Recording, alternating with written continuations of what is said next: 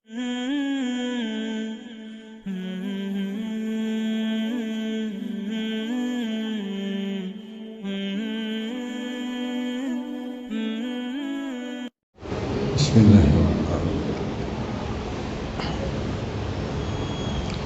Assalamualaikum warahmatullahi wabarakatuh.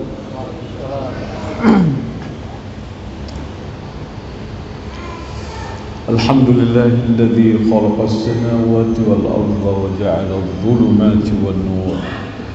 Thumma alladhina kafaru bi rabbihim ya'dilun.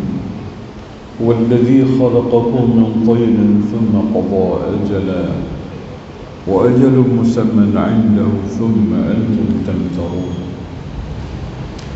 أشهد أن لا إله إلا الله وحده لا شريك له وأشهد أن محمدا عبده ورسوله لا نبي ولا رسول بعده. وبعد فيا عباد الله فإني أوصيكم جميعا ونفسي بتقوى الله. وقد قال سبحانه وهو يحثنا على تقواه بالسر والإعلان: أعوذ بالله من الشيطان الرجيم، بسم الله الرحمن الرحيم.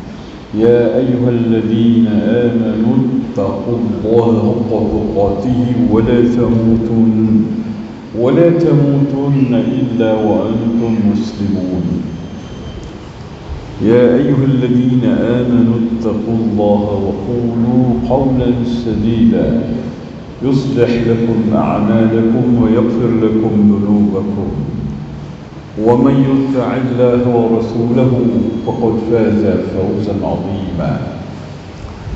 Jamaah yang saya hormati dan saya cintai, kajian kita malam ini adalah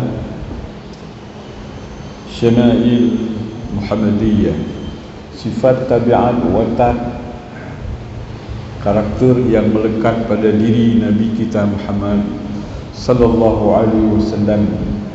Kita pelajari untuk kita ikuti dan kita teladani, karena mengikut Rasul hukumnya wajib.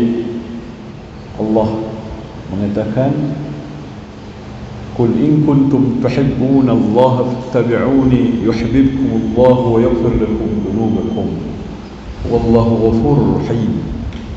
Katakan olehmu, O Muhammad, jika kalian cinta kepada Allah, maka ikutilah aku sebagai Rasul Allah. Fattabi'uni, maka wajib kalian mengikuti aku selaku Rasul Allah. Yuhibbukum Allah, niscaya dengan sebab kamu mengikuti aku, Allah mencintai kamu. Wa yaghfir lakum dhunubakum, dan Allah berkenan memaafkan dosa-dosa kamu. Wallahu ghafurur rahim, Allah Maha Pengampun lagi Maha Penyayang. Sangat jelas Allah memerintah kita untuk mengikut Nabi sallallahu alaihi wasallam. Ini dalam surat Al-Imran ayat 31. Kalau mengikut Nabi wajib,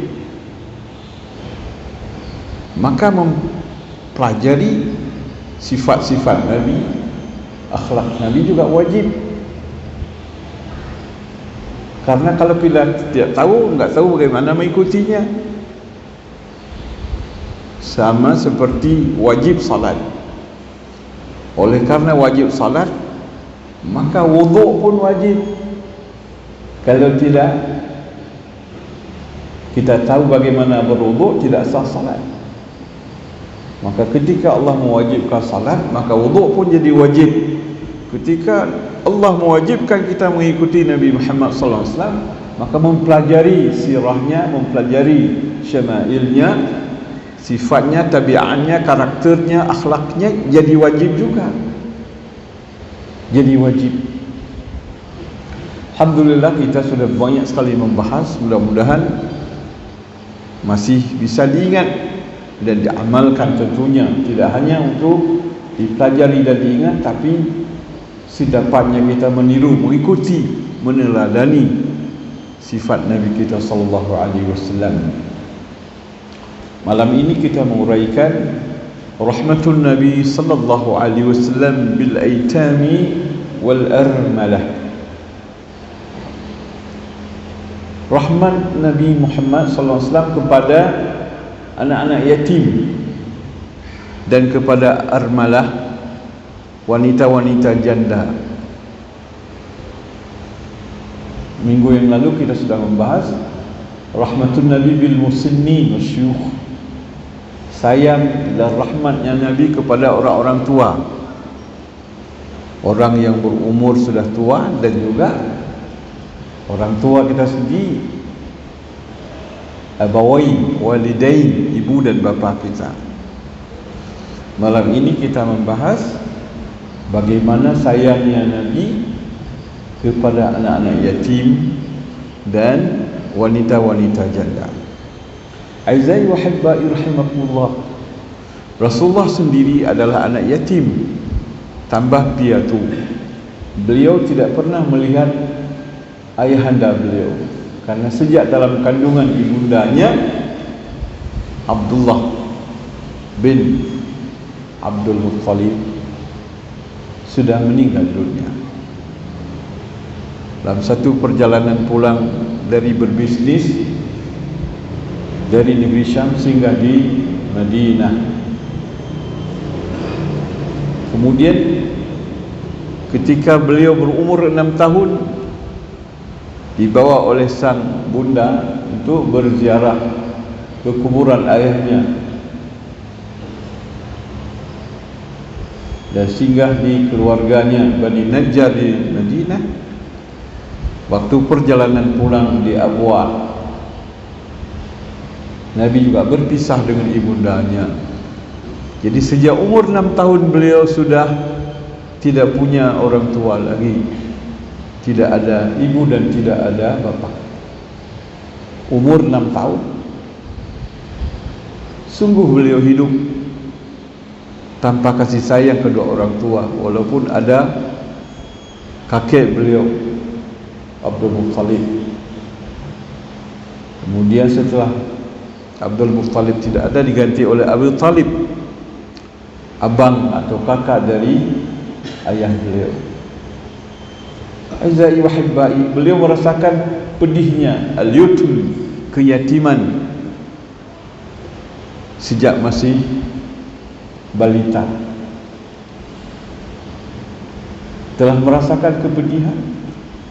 Ini hikmah dari Allah. Allah ingin mendidik beliau jadi insan yang mandiri, yang berdikari, yang kreatif, yang inovatif, yang aktif dan dinamis, tidak bergantung kepada orang tua. Biasa anak-anak yang manja tidak mandiri, susah membentuk sifat kemandirian karena manja, oleh karena ada semua yang membantunya. Hikmah Allah Subhanahu wa ta'ala meyatimkan beliau sejak balita untuk mendidik beliau menjadi seorang rasul yang akan merubah wajah dunia.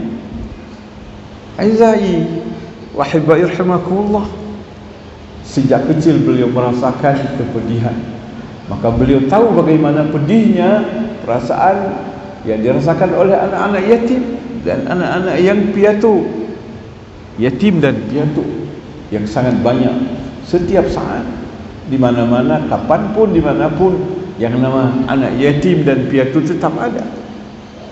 Beliau merasakan apa yang dirasakan oleh anak yatim. Dan Allah menyebutkan dalam surat Ad-Duha bagi ayat 6, alam yajidka yatiman fa'awa wa wajadaka dhallan fahada wa wajadaka 'ailan fa'aghna fa amma al-yatima fala taqhar wa amma as-sa'ila fala tanhar wa amma bi ni'mati rabbika fahaddith. Alam yajidka yatiman, bukankah Allah mendapati engkau sebagai seorang anak yatim, fa'awa, lalu Allah memberi perlindungan, tempat tinggal. Allah memberi jaminan untuk mendidik dan membesarkan engkau melalui orang lain, walaupun tidak ada bapa dan tidak ada ibu. ada kakek, ada paman.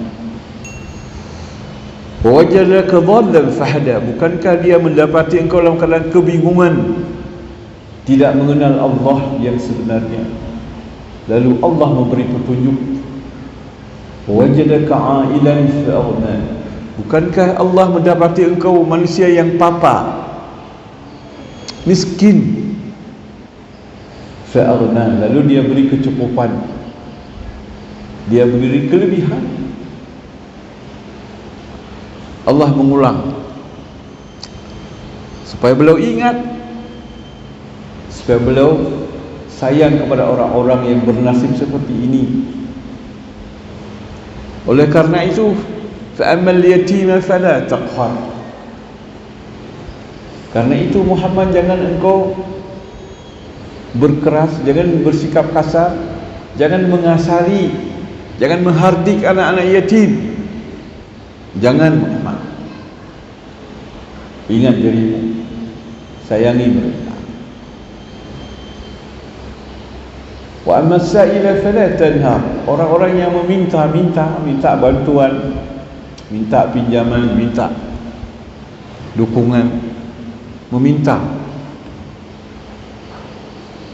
jangan engkau marahi dan jangan engkau sendiri. Kalau enggak ada, ditolak dengan baik, jangan sampai dicela. La tanhar wa mas'ila fala tanhar wa amma bi ni'mati rabbika hadith, adapun nikmat Allah berikan kepadamu, nyatakan. Salah satunya ialah dengan cara menyayangi anak yatim dan membela orang-orang miskin, menolong orang-orang yang membutuhkan bantuan, sebagai tanda syukur engkau kepada Allah yang telah memberi kedudukan yang baik. Sedangkan kamu sebelumnya adalah seorang anak yatim, seorang yang kebingungan, seorang yang mengalami kepapaan dan kemiskinan. Sekarang Muhammad, engkau jadi insan yang berbudi, melayani orang-orang ini, anak yatim, orang miskin, orang-orang yang menderita di dalam hidup ini. Jadi di samping sifat beliau, karena sudah merasakannya sejak kecil, pedihnya hidup sebagai anak yatim, dan dia itu Allah memperingatkan beliau sehingga bertambah sifat rasa sayang kepada yang lain melebihi manusia yang biasa. Sehingga Nabi Muhammad SAW, selama beliau tidak ada seorang anak yatim pun yang terlantar. Tidak ada seorang janda pun yang tidak teruruskan. Karena di antara sekian banyak masalah yang beliau pecahkan ialah masalah anak yatim dan wanita-wanita janda. Tidak hanya memecahkan masalah umat Islam secara keseluruhan, secara khusus lagi anak yatim dan orang-orang janda, karena banyak peperangan dan banyak yang syahid. Anak yatim pertama syahidnya adalah anak Ja'far bin Abi Talib. Ja'far ini saudara sepupu Rasulullah SAW. Ja'far meninggal syahid di dalam peperangan, meninggalkan anak kecil-kecil seperti anak ayam kecil-kecil. Satu yang besar namanya Abdullah. Abdullah bercerita, ketika Nabi pergi ke rumah kami masih dalam keadaan murung dan sedih. Beliau mengatakan, la tabku ala akhi ba'da al-yawm, jangan lagi kalian menangisi saudaraku yang syahid itu setelah hari ini. Nadini bani akhi, tolong panggil, tolong bawa ke depanku anak-anak saudaraku, yaitu anak yatim. Kata Abdullah, anak-anak yang bapakku, saudaraku semua kecil-kecil masih, yang paling tua Abdullah. Nabi mengusap, menciumnya dengan penuh cinta dan kasih. Lalu beliau kata, fad'ul halaq, panggil tukang pangkas. Semuanya rambutnya tidak tertib, tidak teratur. Di samping anak-anak miskin juga anak yatim. Beliau memanggil tukang pangkas. Lalu fa'amarahu, Rasulullah memerintahkan tukang pangkas untuk memotong kepala, rambut kepala kami. Sesudah itu beliau mengusap anak-anak ini dan beliau pulang, lalu memesan kepada keluarganya, inna ala Ja'farin qad syughilu bi sya'ni mayyitihim fasda'u lahum ta'aman. Keluarga Ja'far sedang sibuk dengan urusan kepergian dan kematian Ja'far, maka hendaklah kalian, wahai keluargaku dan tetangga, membawa makanan untuk mereka. Membawa makanan. Nabi menyuruh supaya tetangga orang yang meninggal membawa makanan ke rumah itu karena mereka sedang sibuk. Jangan mereka menyibukkan diri menyiapkan makanan untuk orang, untuk mereka juga harus disediakan oleh orang lain, sehingga mereka bisa beribadah, bisa menenteramkan hati, bisa berdoa kepada Allah, tidak sibuk siang malam menjamu dan melayani orang. Kadang salat pun tak sempat.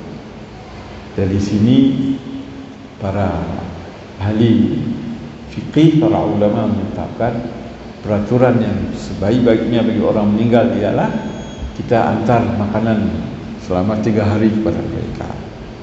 Jadi mereka tidak usah sibuk-sibuk, tidak sibuk dan tidak habis uang. Ini peraturannya asli, perangkat dari kejadian meninggalnya Ja'far bin Abi Thalib.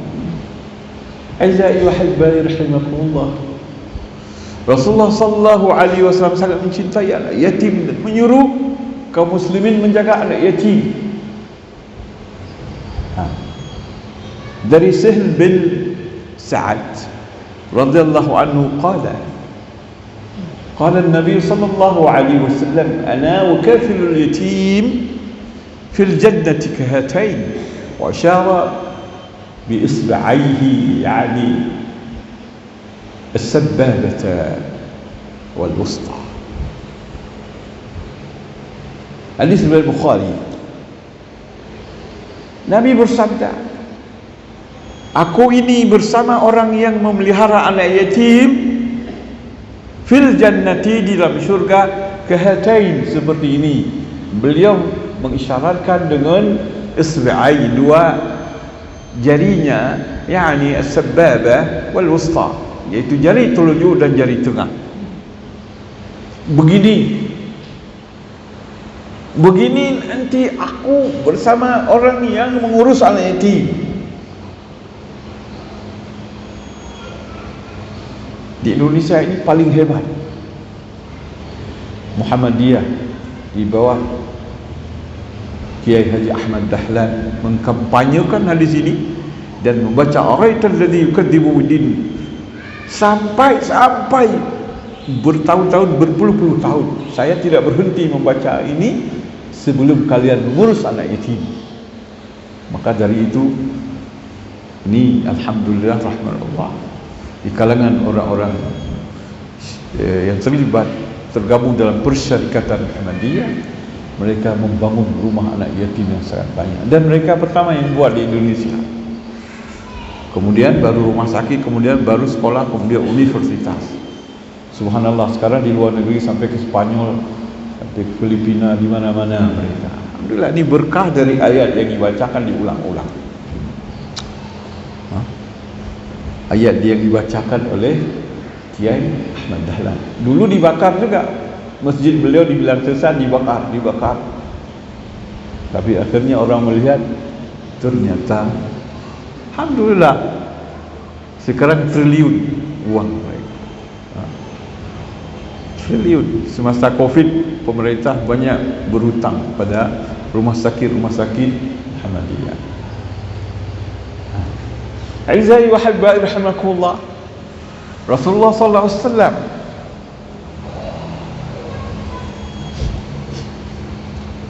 memasukkan perbuatan tercela dan dosa besar yang berbahaya dalam 7 perbuatan. Salah satunya adalah memakan harta anak yatim. Beliau mengatakan dari Abi Hurairah radhiyallahu anhu, qala Rasulullah sallallahu alaihi wasallam, "Ijtanibu sab'at mubiqat." Qalu ya Rasulullah wa ma hun? Hindari olehmu 7 perkara dosa besar yang merusak, al-mubiqat, menghancurkan hidupmu lahir batin. Menghancurkan hidupmu lahir batin, 7 perkara. Qalu, para sahabat bertanya, ya Rasulullah ma hun? Ya Rasulullah, apa yang 7 itu? Pertama, asyirku billah, syirik kepada Allah, hancur ke punya kepupuk syirik lahir batin dunia akhirat. Hanya itu amalan Allah.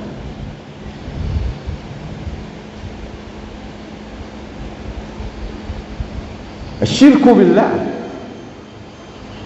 di antara 7 yang paling besar ialah syirik. Kedua, as-sihr, belajar ilmu sihir. Belajar sihir nomor 2 bahaya. Hancur semua amalan, rusak semua ibadah kita, tidak ada nilai. Malah disebut jadi kafir orang yang belajar ilmu sihir. Alhamdulillah sekarang jarang orang belajar sihir. Dulu banyak, sama bahagian barat selatan, bahagian Aceh Tengah, juga sebahagian Tamiang. Kadang kalau kita duduk serangkat kursi ini terbawa melengket di pantat orang, lengket atau tikar iktikadu, lengket bak kumur, sihir. Kemudian yang ketiga, wa qatlu an-nafs allati harrama Allah illa bil haqq, membunuh jiwa manusia yang diharamkan oleh Allah untuk kita bunuh. Ini dosa paling besar, membunuh manusia, kecuali dalam peperangan yang resmi perang. Tak boleh bunuh orang, termasuk dengan bom bunuh diri pun tak boleh, masang di jalan ranjau tidak boleh, di dalam bis, dalam kereta api enggak boleh. Dia membunuh hanya ada dalam peperangan yang resmi perang, tidak boleh. Salah, atas nama jihad jadi jahat, jangan. Yang keempat, wa aklu malil yatim, memakan harta anak yatim. Ini nombor 4, neraka pajuk. Termasuk mengambil harta anak yatim untuk buat kenduri. Innama ya'kuluna fi butunihim nar, mereka memasukkan api neraka ke dalam perut mereka, kata Allah. Ya'kuluna amwalan nasi zulman, memakan harta anak yatim dengan cara zalim. Innama, hanya saja mereka memasukkan api ke dalam perut. Allahu Akbar, walillahillah. Berat perkara anak yatim ni, berat. Baru nomor 5, wa aklur riba, makan riba. Ini juga habis hancurlah anak-anak rela rumah tu bang, batin empuk. Wa dharu ma baqiya min riba, semua sisa riba buang, tak boleh makan riba. Kemudian wa tawalli yawm az-zahf, berikutnya adalah nomor 6, lari dari peperangan yang sedang terjadi, lari. Ini nomor 6 merusak. Kumpul yang pakat dari ini kaplu, ini kaplu, jepong. Hidup. Maka biar mudah-mudah yang mau berperang. Mana urun takwa, urun saleh biar pokok-pokok perang. Pasti talu. Pasti talu. Sebenarnya ada pemimpin, ada ulama yang buat musyawarat, buat keputusan. Tak boleh buat sendiri. Tak boleh sekehendak hati buat-buat. Nanti lari. Ketika lari itu sudah dosa besar dan masuk neraka. Tawalli yawman zah. Kemudian nomor 7, waqaful muhsanatil mu'minatil ghafilat. Menuduh berzina terhadap wanita beriman yang lalai, yang lengah. Nuduh-nuduh orang berzina. Enggak ada dasar, enggak ada bukti, enggak ada apa-apa. Hadis Bukhari dan Muslim. Jadi Rasulullah SAW memasukkan makan anak yatim ke dalam dosa berat, dosa yang merusak hidup kita lahir batin. Di dalam hadis Rasulullah, Allahumma inni uharriju haqqa dha'ifain al-yatim wal mar'ah. Bukhari. Ya Allah, aku berdoa supaya Allah engkau memberi laknat dan memberi dosa kepada orang yang mengambil hak ad-dha'ifain, dua orang yang sangat laif, yang sangat dhaif, yang sangat lemah, iaitu anak yatim dan orang-orang janda. Orang yang mengambil harta mereka. Uharrij, aku berdoa supaya Allah beri laknat. Dan tidak hanya mengambil harta, menyanyiakan mereka, tidak mengurus anak yatim, tidak mengurus wanita-wanita janda, juga dapat dosa. Dapat dosa. Azari rahimakumullah jami'an. Rasulullah sallallahu alaihi wasallam selama beliau ada seperti saya katakan tadi, tidak ada anak yatim yang terlantar. Dikunjungi oleh Rasulullah, ditanyakan siapa yang menjaga, siapa yang menjaga. Rasulullah menitipkan kepada walinya, menitipkan kepada tetangganya, menitipkan kepada orang yang memiliki kemampuan dan rasa tanggung jawab dan belas kasihan. Kemudian juga menitip kepada ibunya. Rasulullah mengatakan dalam hadis yang sahih juga Bukhari, ana awwalu man yaftahu babal jannati, aku adalah orang pertama yang membuka pintu syurga. Fa'ara, aku lihat di sampingku imra'atan tubadiruni turidu an tadkhula ma'iyya al-baba فأسأل لها من أنت فتقول لي أنا امرأة قعدت على أيتام لي. Hadis Bukhari. Aku adalah orang yang duluan membuka pintu syurga, tapi aku melihat bersamaku ada orang yang tubadiruni, yang melombai aku. Ada orang yang melombai aku. Turidu, ia ingin an tadkhula, masuk ma'iyya, bersamaku, al-baba, pintu syurga. Berarti beriringan dia dengan Nabi masuk syurga. Fa as'alu, aku bertanya, man anti, siapa engkau?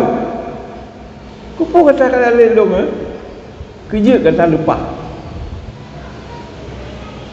Orang lain di sana, kamu kenapa siapa engkau sehingga engkau bisa mendapati aku? Orang lain berdesak-desak di sana, kenapa engkau sudah sampai ke sini? Ana mar'atun, aku seorang wanita, qa'adtu, yang tidak pernah nikah lagi. Qa'adtu ala aitamin li, tidak pernah aku nikah lagi demi mengurus anak-anak yatimku.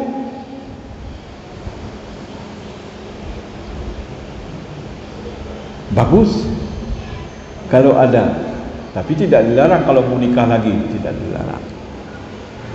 Tetapi janda-janda yang tidak nikah demi anak yatim, dia beriringan dengan Nabi masuk dalam syurga. beriringan dengan Nabi. Kalau yang pelihara anak yatim bersama Nabi di syurga. Sedangkan janda-janda ini masuk syurga seiring langkah dengan Nabi. Ketika Nabi membuka pintu syurga, mereka juga ikut masuk. Lebihnya. Tapi wanitanya bagaimana? Yang menjauhkan diri daripada perbuatan yang salah dan syubhat, dan tidak melakukan sesuatu yang tercela ketika dia tidak kahwin walaupun dia butuh kepada suami. Tetapi banyak juga para janda yang disuruh nikah oleh Nabi, karena banyak janda-janda ini juga yang membutuhkan pendamping hidup yang sudah pergi, sudah dalam rahmat Allah, maka cari yang lain sebagai ganti. Wa ankihul ayama, disuruh nikahkan oleh Rasulullah, al-ayama minkum, wanita-wanita janda jangan dibiarkan, sebab takut mereka nanti berlaku tidak benar, apalagi menjual diri, apalagi pergi ke tempat pelacuran dan lain. Al-a'yadu billah. Akan tetapi kalau ada wanita yang kokoh, kekeh, tidak menikah demi anak yatim tapi menjaga diri, insya-Allah dia bersama Nabi masuk ke dalam syurga. Aizai wa hibbai rahimakumullah, betapa sayangnya Nabi kepada janda, bukan karena untuk dinikahi, bukan. Sebab ada orang Tuhan sayang Tuhan mengkahwin dengan, bukan.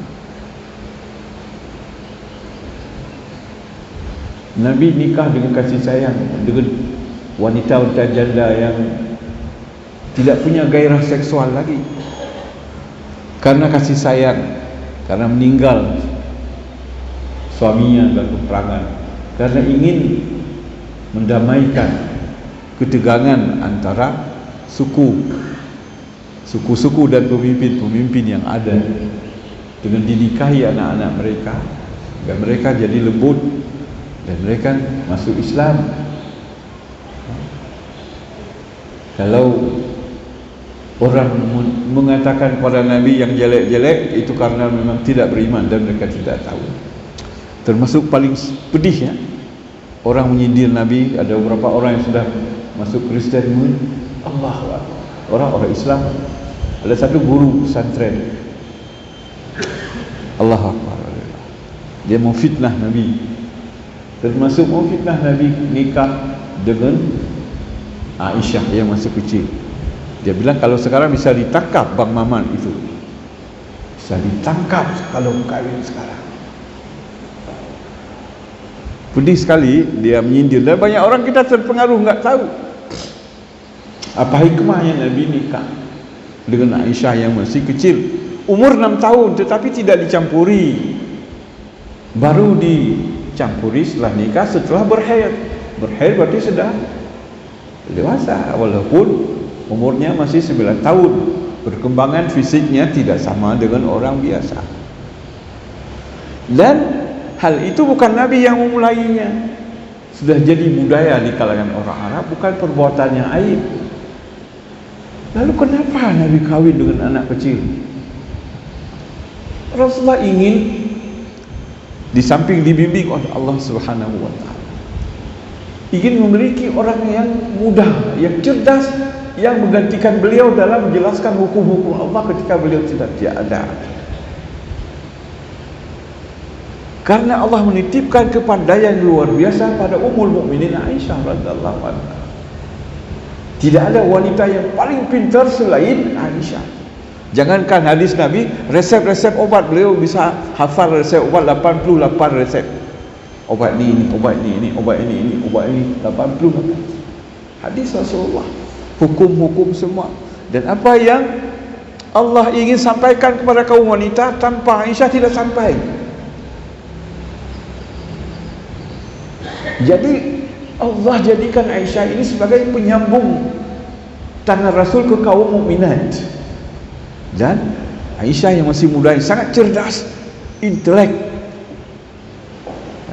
cerdas, dia sangat kuat ingatannya dan sangat pandai. Apa yang Rasulullah lakukan dia ingat semua dan dia terangkan. Seandainya beliau tidak ada menyampaikan. Untung ada Aisyah yang muda ini dikawini oleh Rasulullah. Jadi bukan karena nafsu, bukan seperti orang nyindir, bukan. Adapun janda-janda yang dinikahi juga bukan karena nafsu, karena kemaslahatan. Dan banyak orang Kristen mengejek. Kenapa mengejek? Nabi Musa juga banyak istrinya. Nabi Sulaiman 1000 istrinya. 700 orang-orang merdeka, 300 anak-anak, budak-budak yang cantik rupa. Nabi Sulaiman. Kenapa marah kepada Nabi Muhammad? Cuma beberapa orang. Nabi Daud alaihissalam satu malam mengelilingi istrinya 100 orang. Tafa ala 100 orang. 100 orang. Tidak, jangan bayangkan seperti kita. Itu Rasulullah yang sangat perkasa, yang sangat hebat, yang tidak ada tandingannya, yang memang layak untuk menikah seperti itu. Dia mesti doa pahai, seretok, lebih baik, puan pepep tu cuman.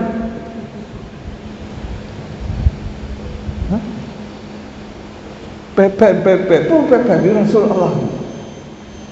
Sindir ini, sindir itu. Kenapa anda nyindir? Anda tak tahu. Untung ada Aisyah. Sehingga Islam ini bisa ditransfer kepada kaum mukminat dengan wajar, dan kepada orang-orang yang tidak mendengar pada Nabi langsung. Untung ada Aisyah yang masih muda. Ketika Nabi meninggal, Aisyah umur 18 tahun. 18 tahun umurnya. Jadi beliau meninggal 40 tahun kemudian, umur 58 tahun. Setelah tidak ada Nabi, Aisyah duduk mengajar selama 40 tahun, mengajarkan kaum muslimin. Bang Mamat kalau ada sekarang pasti ditangkap, memaksa anak-anak kecil yang ingusan. Orang ejek-ejek Nabi Muhammad sallallahu alaihi wasallam. Pedih sekali mengejek. Fitnah yang luar biasa terhadap Nabi kita, tapi orang diam. Bang Mamat tidak cukup dengan perempuan-perempuan janda, menyetubuhi embek kameng, menyetubuhi mayat dalam kubur. Ya pegah Nabi Muhammad, ya kuh mayat, ya perkosa. Dan ya pegah Nabi Muhammad menyetubuhi kambing. Na pedih duduk na bro, hana so bela. Ia menduk. Pegah do alusnah zaman. Pegah do cerita Nabi, hantar bela Nabi itu membiau. Oh bro putuh hurung pungu ya pegah abah. Hampir dia tidak pegah Nabi Muhammad menyetubuhi mayat. Kameng hantai mengurung kameng dah. Kibat fitnah. Nabi menyayangi janda bukan untuk dinikahi, karena titipan Allah. Manusia yang lemahnya harus dijaga, harus dipelihara. Sehingga Rasulullah mengatakan, "Ista'ya lal armalati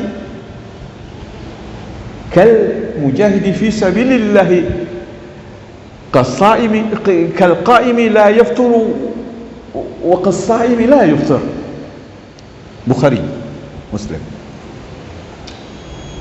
Orang yang bekerja, berusaha membantu anak janda, membantu janda-janda dan orang-orang miskin, kal mujahidi fi sabilillah, pahalanya sama dengan orang mujahid di jalan Allah, sama dengan orang syahid di jalan Allah. Orang yang berusaha, bekerja membantu janda-janda. Wa qal qaimi la yaftur. Dan seperti orang salat malam yang tidak lemah-lemah. Seperti orang salat malam la yafturu, tidak lemah. Tiap malam salat malam, sepanjang malam salat. Wa qasaimi la yuftir. Dan seperti orang yang berpuasa sunat setiap hari, tidak berbuka-buka. Fahala orang yang mengurus janda-janda ini. Dikatakan oleh salah seorang sahabat, Abdullah bin Abi Aufa, dikatakan kana Rasulullah sallallahu alaihi wasallam, adalah Rasulullah sallallahu alaihi wasallam yukthiru dzikr. Pertama, beliau memperbanyak zikir, wa yuqillu Allah, dan mempersedikit senda gurau. Ada lucu-lucu sedikit tapi tidak banyak. Wa yutilu salah, memanjangkan salat. Wa yuqassiru khutbah, memendekkan khutbah. Salatnya panjang, khutbahnya pendek. Wala ya'nafu, dan beliau tidak pernah lemah dan lelah an yakhruja, untuk keluar bersama orang-orang miskin dan janda-janda, fa yaqdiya lahu al-haja, sehingga menyelesaikan keperluan orang miskin dan janda-janda ini. Menghabiskan waktu berhari-hari mengurus keperluan janda-janda ini tanpa bosan-bosannya Rasulullah sallallahu alaihi wasallam. Hebat sekali.